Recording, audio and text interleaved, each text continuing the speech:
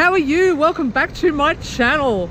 My name is Nina and this is, well, nothing but a really good life. So today is Monday the 21st of January and I'm down here at Wollongong Beach riding along, getting some fresh sea air in my hair on my scooter. Oh God, I'm covered in flies. Oh, beach flies or whatever they're called. There's like hundreds of them. Oh my God, I can't speak. I just love coming down here. I think it's really important when you have primary progressive MS, as I do, that you take time out for yourself and do the things that you love to do. It's really great for your own sort of mental health. It's when you have MS, you've got to deal with a lot of shit. You do. I really do mean that. There's a lot that goes into making your life work as well as it can do when you have a disability. So, you know, taking time out for a roll on your scooter, that's a pretty good way to start the day. Today I'm off to physio and then I'm heading down to Mum's house and I'm definitely going to have, morning mate, how are you? And then I'm going to have a cup of coffee at Ruther's place. Oh! Look at all the fit people out swimming. Now, what better place to do word of the day? Can you see what's behind me? The beauty, the sheer beauty.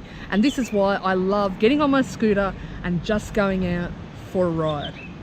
Today's word of the day, it's an app I use and it's called, well today it is foible. So a minor weakness or eccentricity in someone's character. Foible. So I would put that in a sentence and say, one of Nini's foibles is her emerging desire to wear funky ass headscarves like the one she's currently wearing in a most fabulous style. Foible. Word of the day. I've arrived at physio and here's me thinking, you know, I'm just going to rock on in and do my normal half-hour session, but something's gone wrong with the appointments booking system and it appears that my normal physio Alison actually isn't working today, but I was booked in, so we're going to have to compromise and I'll have to come back at 10 AM and just do half an hour with Jeremiah. And of course, you know, being male, that's I'm just down with that. So therefore we would just have to make do and head over and get a cup of tea until such time as I can engage in my physio session. I'm in the car now with Kadir. Hello. And I'm going to do my question a day. So in my last vlog you would have seen that I bought this book from Sydney and it's just to stimulate discussion and thought. Isn't that right? Okay, so I'm just going to whip it open and I'm going to ask you a question, Kadir. Brace yourself. Oh, hang on. Oh, sugar. Oh, all right. This is a good one. Don't peek. What are you most afraid of? Oh, you know what I scariest thing? What? Snake. Snakes? Okay. All right. It is like scary, but like everything. Scary, but like it's even like if I seeing on the TV, Yep. I turn off. That's why I'm scared of. Wow. Okay. I have to have a think. How am I going to answer that? I've got to have a think about that. What am I most afraid of? I'll get back to you in a minute. Let me think. Finished up at Mum's house now. Did a spot of op shopping as I always do. Actually only got one thing today, which is kind of unusual. It was like a long flowing caftan top, blue, electric blue, because I'm an electric kind of girl. And I'm heading over now to Ruther's place. That's all right, you can come past. Yeah, no drama. Heading over to Ruther's place. Ruther is a cafe that has been set up to deliberately employ, how good is this, inclusive employer of people with a disability. So every time I come down here to Mum's house now, of course I have to go in and support them. It is utterly gratifying to see someone with an intellectual, physical disability working in open employment in a cafe and being paid a living wage. So kudos to the people who run Russ's Cafe, because you have got yourself one loyal customer in me. It is so rare, well, I find it rare, that an employer truly includes you. As when you have a disability, you're often used to being on the outside when you're in work. We can pretend it's any otherwise, but to truly be included is a rare thing. Finished my Tetleys, so I thought I would enjoy a children's book. Mum at School. Hey Max. Thank you, it was lovely. So if I open up the first page, do you know what the school is? I didn't know much about it until last Monday. I got dressed and I went there with my mum. We walked through a corridor full of big yellow doors. Everything was okay because I was holding Mum by the hand. Well, I don't have a mum to take me to school anymore and hold me by the hand. But this little girl down here, well, she's very lucky, isn't she?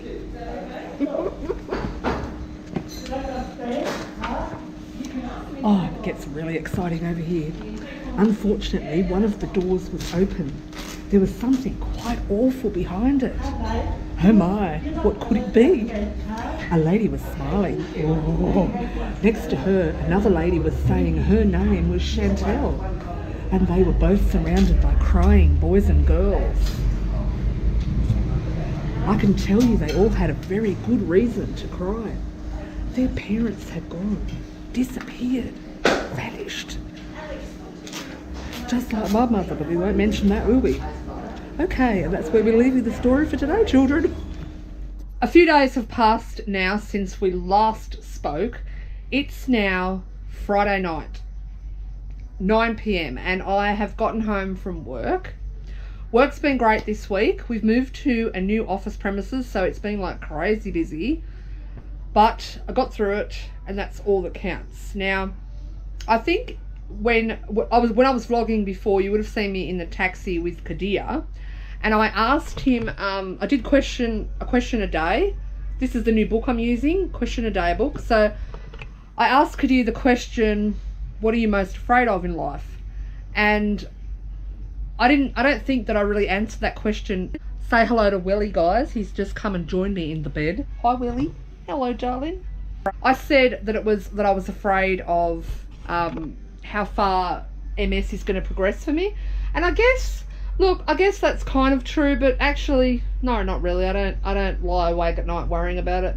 But if I looked deep inside myself and I thought about really what scares me most, I would definitely say that it's probably the fear of being isolated, socially isolated, or being alone, but maybe not in the sense that you think when I say that. So what I mean is, I grew up with, it was just mum and me. So I have a brother, a half brother, so we have different fathers, and my brother was not in the picture, and nor was my father. Just ignore that part of the equation for a moment. So it was just me and mum and me were tight. So mum looked after me as a single parent, and I never ever saw her in a relationship with a man. I never saw her date a man. There was never a man in the house.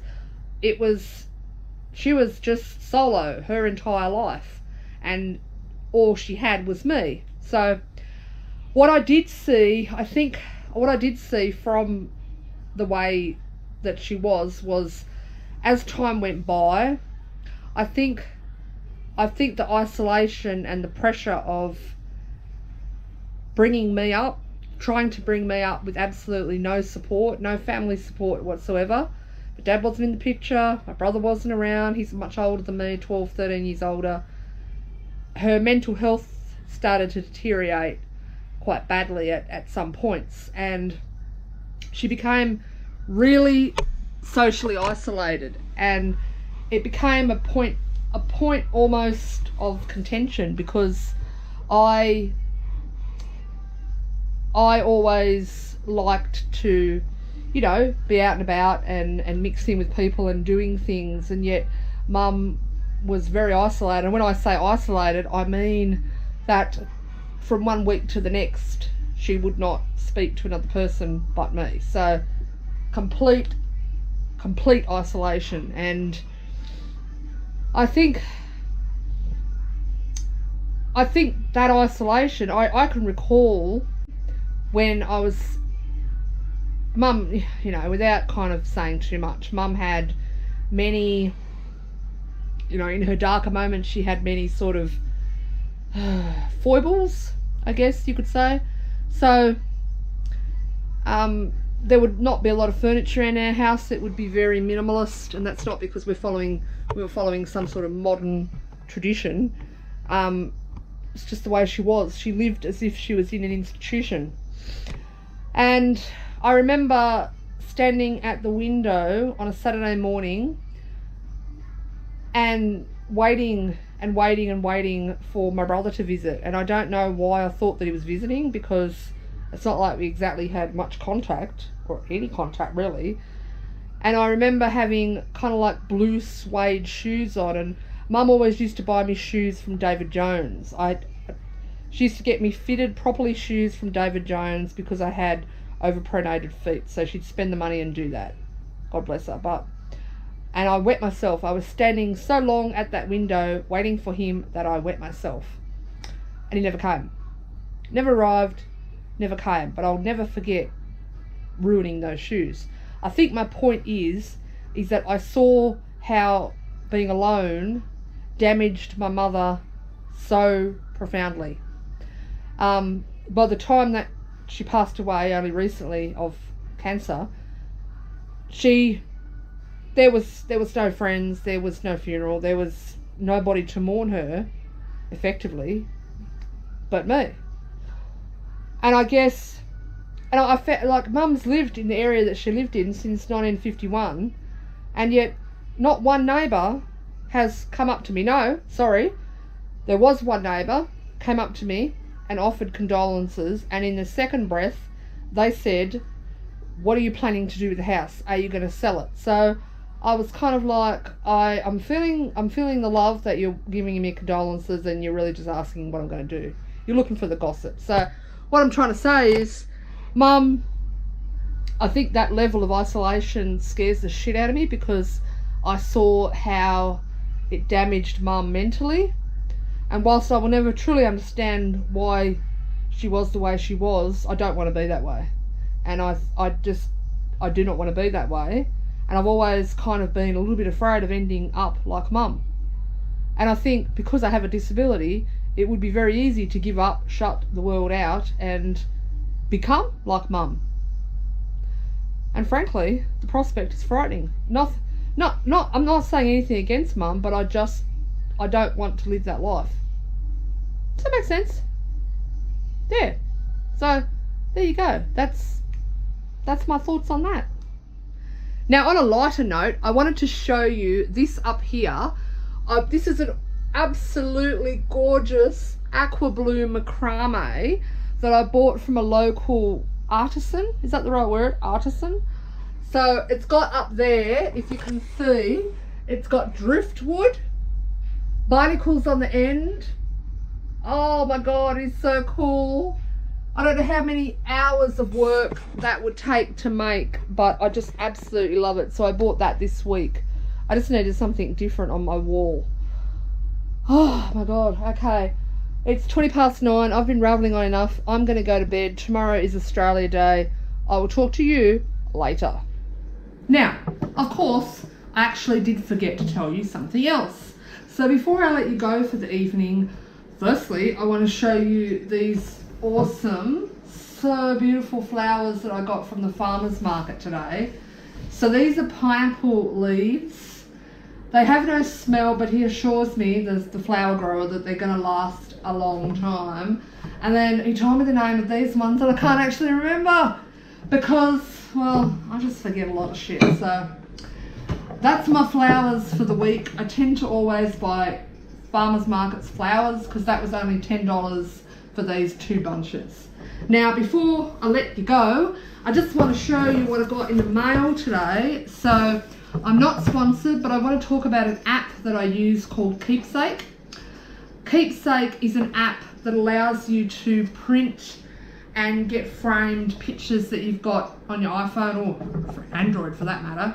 And it's just, I think the main warehouse factory is down in Melbourne. So everything's handmade, made in Australia. And I thought, that just sounds like something I want to support. Hello, Sally. So, yeah. So I got this done. About a week ago, I put the order in and it arrived today, which was a really nice surprise. I absolutely love this. So this is the photo that I took. This was the last photo I took of Mum, and she would have had less than 24 hours to live when this photo was taken. So as you can see, her watch is dead on 8 o'clock, and the nurses have bathed her at this point and they've put her in the wheelchair, and I'm about to take her for her last wheelchair walk, stroll, roll in the garden. So I remember this, she was so heavily doped up that she wasn't really aware that I was taking this picture. But I gave her lavender. She's got these yellow flowers here. She thought that she was actually picking these flowers to give to her sister. Just show you this. I love this photo. I unexpectedly took this shot. I thought, you know, when there's a balance between respecting someone's privacy and the moment where you know that this is the last time you're ever going to be able to take a photo. This is that moment, because I just went, you know what? I won't have another chance. Further down the path, and there was lavender growing, and she reached out to the lavender, so I pulled a sprig off, and she was trying to rub it between her fingers, but she was so weak. So I rubbed it and I said, "Can you smell that, Mum?" And she said, "I'm home now. I'm home now." So yeah, not a day goes by I don't think about Mum. So I'm going to hang this next to where I have her urn, well, excuse me, her cookie jar with her ashes in it. And I think I will always have this photo with me. Good night. I will see you tomorrow. It'll be Australia's Day, I think, unless I got that wrong. Oh my God. By the end of the week, I swear to God, I can't even remember my own name. Oh. That voice. G'day cobbers, how you going? It's Australia Day. So what do we do on Australia Day? Aussie? We go down the beach. No. Yeah. No mate. Aussie, Aussie, Aussie. Oi, oi, oi. Yeah. Louder. That's it. Louder. Oi, oi, oi. That's better. That's it. So today's Australia Day. Oh my God, I've got to go back to my real voice now. Today's Australia Day. It is Saturday. I'm just out cruising on my Baytech. Robbie's here looking like a bit of a daft prick, but you know, Australia Day. We're at the beach, as you can see behind me, and I'm heading up for breakfast at one of my favourite little cafes, because you know, what else would you do on Australia Day? So look at me looking all fancy and fine. Should we do outfit of the day? Oh, wow. Yeah? Yeah? Go for it. Okay, What so a Sheila. This is a good Sheila. don't have my normal red sunglasses on today. I got me these are prescription sunglasses, not my normal red ones. And I got me tight ass. Morning, how are you? I got me tight ass red dress on. Seriously, the only problem with having a red dress when you're wearing a Baytech is you can't let your legs split open too much, because you know, view and all that. And I've got this like chunky necklace. This was $1 in the op shop. Kid you not, $1. What else have I got? Oh yeah, that too. I think that was $2. Rip off, but still, you know, op shopping. Oh, and my scarf. Yeah, I nearly forgot. Look at that, eh? I'm trying to colour match. Oh, and my little dangly earrings, because they're the Kmart. I'm a Kmart kind of girl. I think these were like $3. So what do you think? Oh, Birkenstock sandals. So what do you think? Would you give this, Sheila, a bit of your time? All right, better go. Aussie, Aussie, Aussie. Oi, oi, oi. Just ran into Jared going for a run, and well, I've put the Aussie challenge to him. Hey Jared, give it a go. Aussie, Aussie, Aussie. Oi, oi, oi! that was Jared. Jared is one of my support workers. I don't think I've ever put him in a vlog before, but there you go. That's Jared. That's one of the unseen, I call them the unseen army, people that look after me and make me look good, because without them, without people like Jared, my life would definitely not be as rich and full as it is. So I just saw him down the beach. Like literally, I'm just rolling along on the Baytech and Jared's just chilling, just doing his morning run. And then he's going to go for a dip in the ocean like a true blue Aussie.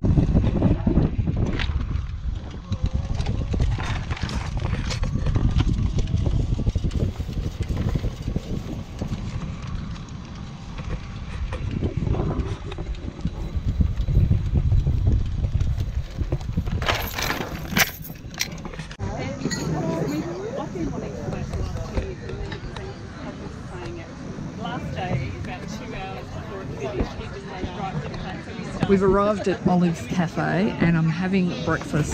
The guy has just brought it out and it's kind of a little bit of a size difference. This is mine. Now, someone who looks after her svelte, sexy figure should probably be eating a meal this size. But sometimes I always think big could be better. No, big is better. So I'm going to eat my breakfast. And Rob is going to pop his little hat back on. Oops, see, we got it round the wrong way. I'm going to leave you here. Thanks again for watching and supporting me in 2019. I've got to pour myself a Tetley's. And always remember, it really is a really good life.